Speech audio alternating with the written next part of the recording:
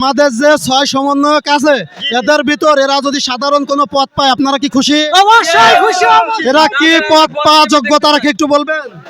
অবশ্যই এরা স্বরাষ্ট্রমন্ত্রী, তারপর প্রধানমন্ত্রী, এমনকি আইনমন্ত্রী, বিশেষ করে আমি বলবো আইনমন্ত্রী। এই দেশটা আইন টোটালি নাই। রাজপথে পুরো জনতার উৎসুক জনতার ভিড়। আজকে চেয়ার টেবিল সবকিছুই কিন্তু রাস্তায় পড়ে আছে। দেখেন গণভবনের দামি দামি আসবাবপত্র আজকে পথে রয়েছে। দেখেন অনেক দামি টয়লেট আজকে রাজপথে পড়ে আছে। হাই আমাদের কপাল। এদিকে ভাই আস্তে আস্তে এদিকে দেখেন ভিতরের গেট। সাধারণ জনতা আসলে চাইলে অনেক কিছুই করতে পারে। এদিকে বড় ফ্যান রাস্তায় পড়ে আছে। আপনারা দেখেন কি একটা অবস্থা, রাস্তায় পড়ে আছে। চারিদিকে শুধু উৎসুক জনতা ঘুরে ঘুরে দেখছে। আপনারা দেখেন যে এদিকে কিন্তু গণভবনের ভিতরের চেয়ার টেবিল সব কিছু কিন্তু পথে বের করা। দেখেন বাংলাদেশের মনে হয় সব থেকে একটা আর্ট প্ল্যাকার্ড এখানে দেখতে পাচ্ছি আমরা। একটা ছবি, খুবই সুন্দর একটা ছবি, বোধহয় এটা গণভবনে ছিল। একটু পিছয় ভাই, ভালো ভাই দেখাতো ভাই, এটা কোথাকার ছবি ভাই? এটা গণভবনের ভিতরের ছবি। আপনার এই জিনিসটা পেয়ে ফিলিংসটা কেমন হচ্ছে ভাইয়া এটা অনেক ভালো। তো মানে আদৌ কি সম্ভব ছিল গণভবনে ঢোকা? না, কিন্তু এখন কি এখন স্বৈরাচারের পতন হয়েছে, এই কারণে আমরা সবাই কি মনে হয় যে এগুলো ঘাম চড়ানো টাকাই কেনা? অবশ্যই এটা আমার অবশ্যই বিশ্বাস করে। এখন এই যে আপু একটা টেবিলের উপর বসে আছে, এই টেবিলটা গণভবনে ছিল বোধহয়। আপু কেমন ফিলিং? ভালো লাগতেছে, অনেক ভালো লাগতেছে। মানে সুপা ছাড়াও অনেক লাগতেছে যে অনেক আনন্দ লাগতেছে, এতটা আনন্দ লাগতেছে।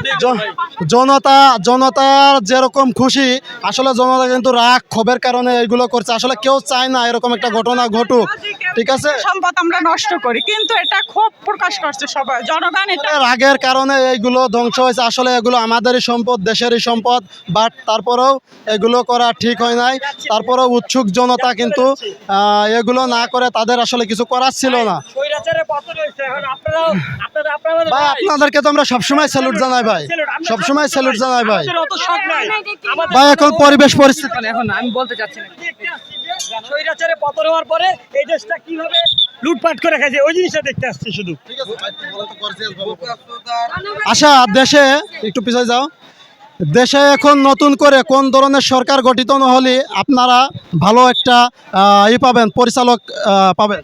আমার মনে হচ্ছে দেশে জনতার একটা সরকার দরকার, যেখানে আমি রাস্তায় আমার মা বাবা এমনকি আমার বোনদের নিয়ে জানো আমার বউ বাচ্চা নিয়ে শান্তিভাবে দেশে চলতে পারি। কারণ আমরা দেখেছি বর্তমান যে সরকার ছিল, যা স্বৈরাচারী সরকার, আমরা আমাদের বোনদেরকে নিয়ে আমরা রাজপথে চলতে পারতাম না। এখানে দর্শন, ওইখানে মার্ডার, ওইখানে এখন কি মনে হয়, এখন কি মনে হয় দেশ স্বৈরাচার মুক্ত? ইনশাল্লাহ এখন আমি মানে গর্জিয়ে ভাবে বলতে পারবো যে এখন বর্তমানে দেশ স্বৈরাচার মুক্ত, স্বাধীন এবং এখন আপনি 1952 সালের ভাষা আন্দোলন দেখেন না, কিন্তু ছাত্রদের যে আন্দোলন 2024 5 আগস্ট দেখলেন, এটা দেখে আপনার ফিলিংসটা কেমন? এটা মনের ভাব প্রকাশ করা যাবে না, এটা ভাব প্রকাশ করা যাবে না। এত ভিতরটা এত উজ্জীবিত যে এখন মনের ভাব কোন প্রকাশ করা যাবে না, কারণ ভিতরটা এত উজ্জীবিত।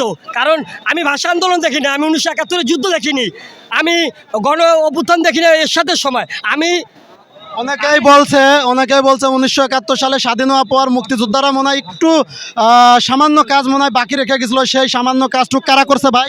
আমরা ছাত্র জনতা আমরা সবাই মিলে 1924।